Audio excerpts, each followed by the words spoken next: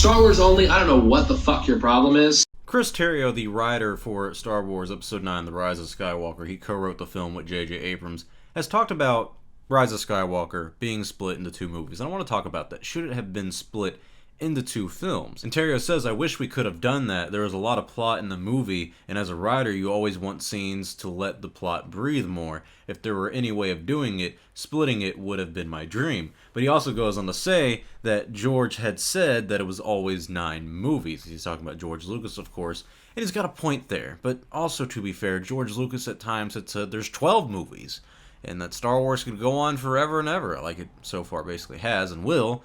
And so it's one of those things where you look back in hindsight. You look at Star Wars Episode 9, The Rise of Skywalker, and as someone who didn't like it, I think one of the biggest problems with it is pacing, because they fit so much into this movie, and it's almost like they forced themselves to have to fit so much. You have to fit in Palpatine's return. And why do you need Palpatine's return? Well, you need someone for Ben Solo and Rey to team up against, so Ben can be redeemed, and he can die so Rey can be the hero of the journey and whatnot. I don't want to get into the film too much, but it is so much of a convoluted mess of a film with so much plot lines and stories into it, and it goes so fast, it doesn't really let any of the plot points breathe. It doesn't let any of the big reveal moments of, oh, Rey's a Palpatine. It's like, oh, she's a Palpatine. Well, hang on, what does that mean? Oh, hey, here's Lando! There's Maz Kanata! And it's like, Jesus Christ, slow down, I'm trying to think here for a second. It doesn't do that, unlike the original trilogy films, and some of the prequel trilogy didn't have many big reveals, but still, they had moments where you could breathe and really think about what's happening in the scenes, and it's not just constant action and fast pacing. And that's my big problem with the film, is that I do think that a two-parter wouldn't have been the worst idea. Imagine this. Imagine they filmed it all at once. They got it all done within the 2-year time frame that they had, or maybe even 2.5 years, just because you have part 1 come out and then part 2 come out. When could part 2 come out? I would say it wouldn't have been the worst idea to have part 1 come out in December. Once that gets out of the theaters and everything, kind of have the timeline that we did, you have part 2 come out in May, because that's the traditional Star Wars release dates back before Disney decided to purchase things, and they were going to keep to that release date, but every single film in the episodic saga got delayed, and so they just wound up going for December now. I think that a part 2 or even a part 1 would have explained the plot lines a little more for The Rise of Skywalker.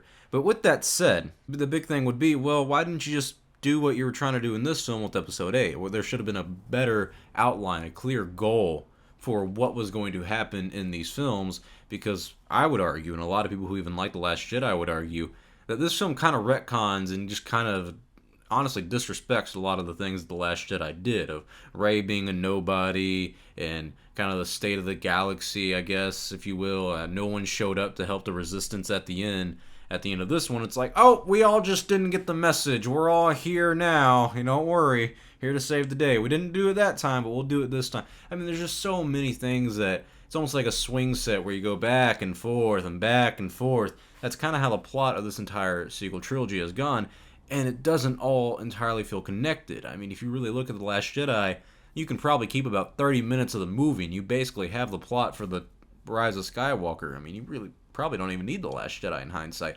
It's just disappointing, to be honest, to see that the sequel trilogy wasn't planned as properly as a lot of us would have liked it to have been. And you look at a franchise like the Harry Potter films, where they did a Deathly Hallows Part 1 and 2, and I've read the book. I actually read the book just so I could know how it would end, because I was so into the story. And Part 1, I mean, it's a weak film. It's not amazing. I watched it on the...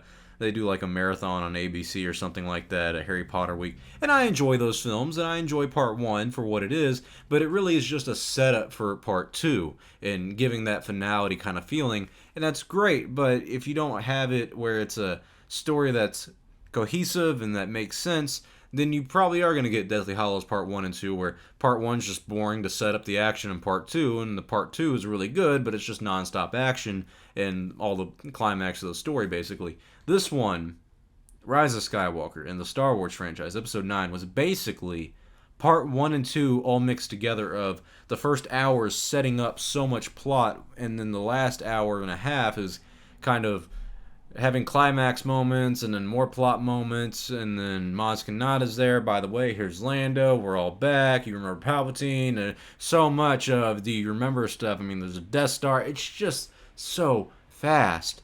I think that if you would allow those moments to breathe out a little more, part 1 and 2 wouldn't have been the worst idea in the world. But then you get into the Star Wars fan mentality of, well, is it episode 9.2 or is it episode 10? And yeah, it would get really confusing really fast. But why sacrifice good storytelling just for easiness, I guess, or an easy way out of saying, well, there's 9 films. There's not 10 films, there's 9. Well, all right, what do you call episode Rogue One and episode Solo Star Wars Story? I know they're Star Wars story films and they're spin-offs, but Rogue One's between episodes 3 and 4, and so is Han Solo, but Rogue One's basically 3.5.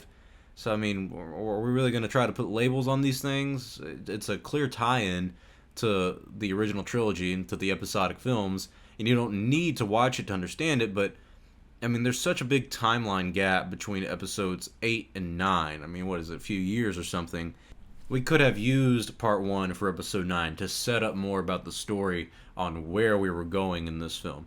But then again, I'll admit the counter-argument to this thought process would simply be, The Last Jedi shouldn't have been what it is. If you guys are going to retcon The Last Jedi, well then why let that film happen? Why not have a better planned out film where you don't need a part 1 and 2 to episode 9? Part 1 would simply just be episode 8. Because I've said it before and I'll say it again, episode 9 felt like a sequel to episode 7. It didn't feel like a sequel to The Force Awakens and The Last Jedi. Episode 9, The Rise of Skywalker, simply felt like a sequel to The Force Awakens.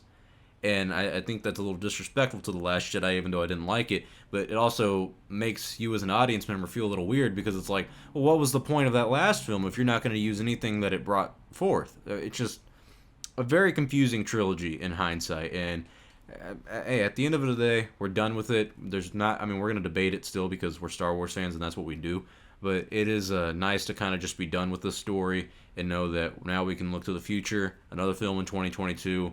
If they want to do a part 1 and part 2 for that series, they can, but they don't have to keep to the episodic numbers of, well, now we're doing another trilogy in 15 years called episodes 10, 11, and 12, and it's going to follow Rey Skywalker as she's really old and she's pregnant with Ben Solo's baby because they're a dyad in the Force, and that kiss got her pregnant, and yeah. Oh, Star Wars. You're a curious bunch.